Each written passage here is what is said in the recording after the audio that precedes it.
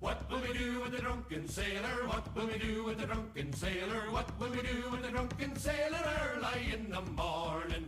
Way hey and up she rises, way hey and up she rises, way hey and up she rises early in the Hop, salut les amis. Bon, allez, c'est parti. Aujourd'hui, j'ai décidé de reprendre les vidéos YouTube avec vraiment ce que j'avais annoncé un petit peu à la base, donc reprendre et parler de plantes médicinales et d'arbustes et tout ça, de tout ce qui va nous entourer dans la vie commune, voilà. Donc aujourd'hui, j'ai décidé de vous parler de l'aubépine. J'ai fait une thèse dessus il y a peu de temps. Du coup, j'ai décidé d'en parler. Alors, je vais survoler pas mal de sujets. Je vais pas rentrer dans les termes botaniques ou de phytochimie. Je rentrerai pas dans des détails trop concis. Je vais rester sur le côté un petit peu historique, légendaire, les propriétés. On va rester sur des trucs concis pour que tout le monde s'y retrouve et que tout le monde prenne plaisir à écouter la vidéo. Voilà, donc j'annonce de suite, ça sera du first strike, c'est du premier coup, je vais pas refaire de prise, donc si les chiens y passent et tout, ça sera comme ça. Et voilà, c'est la reprise, j'assume. Bon, alors aujourd'hui, on va parler donc, comme je vous le disais, de l'aubépine, Crataegus oxyacantha en latin. Du coup, pourquoi je vais vous parler de cette plante-là? C'est une plante moi qui m'a vraiment aidé pas mal dans le passé par rapport à mes j'avais eu dans le passé pas mal de soucis d'anxiété, de stress et tout ça, je faisais des petites crises d'angoisse et tout. Un problème qui est très récurrent maintenant au jour d'aujourd'hui, de plus en plus que je rencontre des personnes qui viennent me voir ou quoi, on en arrive toujours un peu à ce même souci-là, le problème de sommeil, d'anxiété, de stress. On vit dans un monde un petit peu plus speed qu'avant et automatiquement notre corps il n'est pas spécialement habitué, donc nous on engendre on prend tout ça et puis voilà, au bout d'un moment il faut évacuer. Même moi j'en ai souffert pendant pas mal d'années et maintenant moi tout va bien. Alors je dis pas que c'est grâce à tout ça, j'ai fait plein de trucs en amont qui ont fait que, mais voilà. Donc une plante qui m'a beaucoup aidé, c'est l'aubépine. Une plante qui va vraiment avoir des vertus sur tout ce qui va être anxiété, stress, sommeil. C'est l'ami du cœur, on l'appelle. Parce qu'elle joue vraiment sur tout ce qui va être problème cardiaque. Mais voilà, encore une fois, je suis pas médecin, je suis pas là pour vous dire ça va vous soigner. Si vous, voilà, dans tous les cas, consultez un médecin avant de prendre la plante si vous n'êtes pas sûr. Je préfère prévenir parce que voilà, l'automédication, c'est pas conseillé si on ne connaît pas la plante, si on ne connaît pas ses vertus, si on la connaît pas intégralement ou si on n'est pas conseillé par un professionnel de la santé. Voilà, ça c'était la petite parenthèse. Donc sinon, en contrepartie, effectivement, l'aubépine, ça va être vraiment une plante qui va jouer sur tout ce qui est problème cardiaque et qui va calmer l'anxiété, qui va vraiment réguler en fait tout ce qui est palpitation, tachycardie. C'est très efficace pour ça. Elle a aussi d'autres vertus, j'en parlerai moins parce que bon, c'est des vertus circulatoires, tout ce qui est sanguin, des vertus, voilà, tout ce qui va être régulation dans le circulatoire dans le corps, mais elle sera efficace accompagnée d'autres plantes et tout ça, donc j'en parle pas trop. Voilà, il y a des options. Donc, si vous avez des questions sur ça, n'hésitez pas, vous me les posez, on pourra en parler. Mais moi, je vais vraiment me contenter, encore une fois, de la globalité de la plante, de ses vertus. Là, on l'a un peu dit, hein, elle va vraiment jouer sur tout ce qui est système nerveux et cardiaque, cardiovasculaire, circulatoire, mais toujours avec l'avis d'un médecin ou d'un professionnel. Voilà. Donc ensuite, l'aubépine en plus, elle a des petites légendes. Elle est connue depuis voilà la Grèce antique. Maya, la déesse du printemps, avait donné le mois de mai du coup de notre calendrier actuel par rapport du coup à l'aubépine. Autre légende super intéressante, ça va être que beaucoup de personnes connaissent ou pas, mais vont connaître le lieu où ça s'est passé. C'est l'aubépine en fait de Glastonbury. Glastonbury Town. C'est donc en fait Glastonbury c'est situé en Angleterre. Là j'étais en train de réfléchir comment j'allais vous présenter ça. Donc en fait pour résumer Glastonbury donc c'est situé en Angleterre. Moi je connaissais Glastonbury par rapport aux légendes arthuriennes que j'avais un petit peu étudié et tout, la mythologie celtique, donc on en revient, ils en parlent souvent. Cornwall, Glastonbury, Salisbury, les plaines de Salisbury, tout ça. Donc voilà. Glastonbury, c'est la légende de Joseph d'Arimathie qui aurait planté un bâton d'aubépine, donc c'était sa canne, une canne sèche, donc un bois mort. Il l'aurait planté sur un mont, une petite colline. Et cet arbre-là, au fil du temps, aurait donné un magnifique aubépine. Alors, l'aubépine a vraiment existé là-bas. C'est la légende. Bon, ça, on va rester sur ça. Mais voilà, donc l'arbre viendrait de ça. Donc un arbre qui a vécu jusqu'aux années 1700, qui a hélas été détruit pendant la première révolution anglaise. Il a été abattu, ouais, donc pendant la première révolution anglaise, aux alentours des 1700. Ils ont voulu en replanter un après, mais bon, pareil, il a été vandalisé, donc voilà, cette légende est morte en 1700.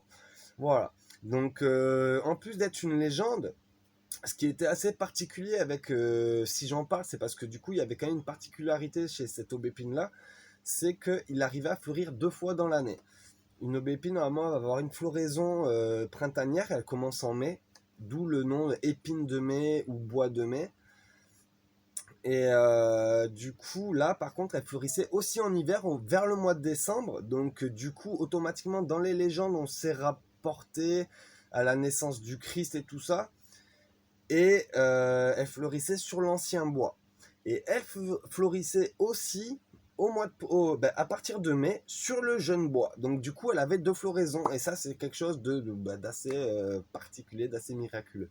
Nous, je sais qu'en France, on a en Aubé, pareil, je vais pas vous ressortir le nom de la ville parce que c'est assez compliqué. Je crois que c'est en Mayenne, je suis pas sûr. Il me semble que c'est en Mayenne. Un aubépine du 3e siècle, donc le plus vieux qu'on aurait en France. Voilà. Ça, c'est pour le côté un peu historique. Après, bon, pareil, hein, côté celtique et tout ça, l'aubépine a vraiment une très très bonne réputation. C'était vraiment reconnu comme l'arbre de la pureté. Parce que les jeunes époux attendaient le mois de mai pour pouvoir se marier sous les floraisons d'aubépine qui apportaient, voilà, tout ça. Après, bon, la fête, je vais pas trop rentrer dans les détails, mais il y a énormément de légendes super intéressantes, comme la fête de Baltan ou Belten, en fonction de comment on le prononce, qui pouvaient, en fonction aussi des croyances, qui permettaient, soi-disant, l'aubépine permettait de passer dans le monde, en fait, des êtres de la forêt. Mais voilà, là on est dans le spirituel et l'ésotérique, mais ça reste super intéressant, j'adore un petit peu ces légendes et tout, donc voilà, j'en parle. Ensuite, l'aubépine. Il n'y a pas vraiment de contre-indication connue, donc si à part, si toujours pareil, hein, femme enceinte, femme allaitante et enfant en bas âge, on évite. C'est voilà, sans l'avis d'un professionnel encore une fois. Moi là, je me place pas en tant que professionnel, je fais juste découvrir une plante. Donc toujours sous l'avis d'un médecin. Les personnes avec des problèmes cardiaques, pareil, n'hésitez pas à consulter avant un médecin qui pourra sûrement vous conseiller ça, mais dans tous les cas, consultez avant. Voilà pour les contre-indications. Après, niveau botanie, bon, bah, de toute façon, l'aubépine, elle est assez facilement reconnaissable. Elle va avoir un tronc vraiment assez prononcé avec pas mal d'écorce grise, couleur grisâtre, des grosses épines sur les branches et surtout, on le reconnaîtra surtout à sa floraison, ça fait des grappes de fleurs blanches très reconnaissables et une fructification, donc des sénelles, qui s'appelle des sénelles, une fructification de baies rouges qui va durer jusqu'à, je vous dis, j'en ai encore aujourd'hui là par chez moi alors qu'il a neigé et tout ça. Mais ça fait ce qui est bien, c'est que ça fait aussi une source de protéines pour les oiseaux et tout ça. Nous, on s'en sert en phytothérapie. Dans nos remèdes, on va se servir, nous, des sommités fleuries et des sénelles, donc des fruits, pour faire des tisanes. Alors voilà, on va rentrer dans les détails un petit peu plus techniques. Alors on va pouvoir l'utiliser en gémothérapie, en phytothérapie, on va l'utiliser en tant que tisane, complémentaire alimentaire, sous forme de gélules, de comprimés.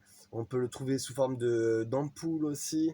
Mais moi, personnellement, en boutique, je fais pas tout ça. Je suis vraiment resté sur la tisane phytothérapique de base, en utilisant les sommités fleuries. J'utilise rarement des sénelles, ça dépend des saisons. Cette année, j'ai pas réussi à en garder des suffisamment belles pour les réutiliser. Donc je suis resté sur des sommités fleuries.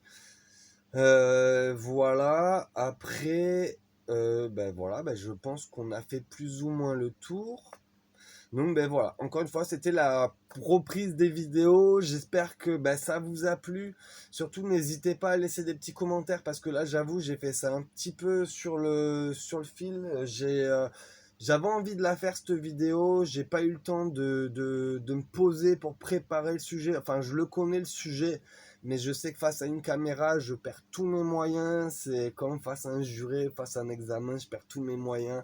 Mais voilà, donc surtout n'hésitez pas si vous avez des commentaires, si vous avez des questions à poser, revenez vers moi. Je peux vous donner des petites recettes et tout ça en parallèle, mais de toute façon, pareil, je vais faire des PDF. Là, je vais parler un peu plus de la boutique, c'est que là, j'ai mis en place, parce que voilà, j'ai perdu beaucoup de temps pour la boutique et tout, c'est pas mon milieu, mais j'apprends sur le tas. Je vais essayer de faire une newsletter. Donc que vous puissiez recevoir une fois par mois ou peut-être un peu plus, hein, je sais pas, une fois par mois au début ça sera peut-être beaucoup, surtout que les beaux jours arrivent, je vais peut-être commencer les marchés et tout, donc voilà. Mais j'aimerais bien à terme faire une fois par mois des petites fiches explicatives, que ce soit sur une plante, là ça serait l'aubépine, mais vraiment en rentrant beaucoup plus dans les détails, vous donnant les compositions, les machins, vraiment avoir des fiches en format PDF très complètes que vous puissiez garder, en fait, vous faire un petit fascicule et que voilà, qui vous sert toute votre vie. C'est aussi mon idée, c'est un peu ce que je veux faire, mais j'avoue que comme je vous le dis, face à une caméra, je suis un peu, je galère vraiment et voilà, j'arrive pas à prendre encore la facilité de parler, de pouvoir rentrer trop dans des détails, de peur de me tromper ou quoi. Voilà. Donc bon, c'est pas très grave. Dans tous les cas, ça va venir, des PDF qui vont arriver sur tous ceux qui vont s'abonner. En fait, je crois que maintenant, c'est un peu le problème aussi. Je crois que c'est automatique dès qu'on se connecte sur ma boutique. On vous propose ça. Libre à vous de pas accepter, il n'y a aucun souci. J'espère que derrière, de toute façon, il n'y a pas de... Si vous acceptez, vous recevez pas de pub que moi, j'ai pas envoyé. Ça, voilà, normalement, non, c'est pas prévu. Enfin, j'ai regardé tout ce qu'il fallait pour qu'il n'y ait pas ça. Mais au cas où, surtout, n'hésitez pas, tout ça, vous me le dites, moi je suis là pour que vous soyez super content, super satisfait quand vous veniez dans ma petite boutique, et puis voilà. Allez, sur ce, je vous souhaite une excellente fin de semaine, on est jeudi, donc il vous reste un jour pour tous ceux qui travaillent, et puis après ça sera le week-end, et vous pourrez en reprofiter et vous reposer. Allez, je vous souhaite une bonne fin de journée les amis, ciao. Shave his belly with a rusty razor, shave his belly with a rusty razor, shave his belly with a rusty razor early in the morning. Way hey and up she rises, way hey and up she rises, way hey and up she rises early in the morning. We'll put him in a longboat till he's sober, put him in a longboat till he's sober, put him in a longboat till he's sober early in the morning. Way hey and up she rises, way hey and up she rises, way hey and up she rises early in the morning.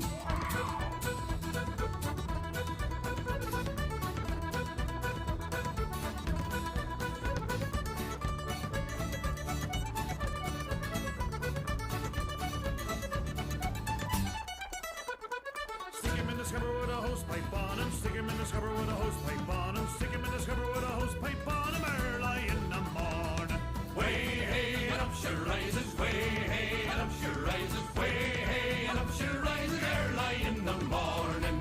Put him in the bed with the captain's daughter, put him in the bed with the captain's daughter, put him in the bed with the captain's daughter early in the morning.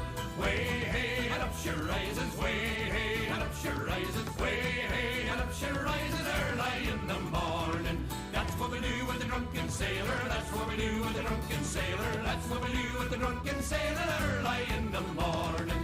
Way hey and up she rises, way hey and up she rises, way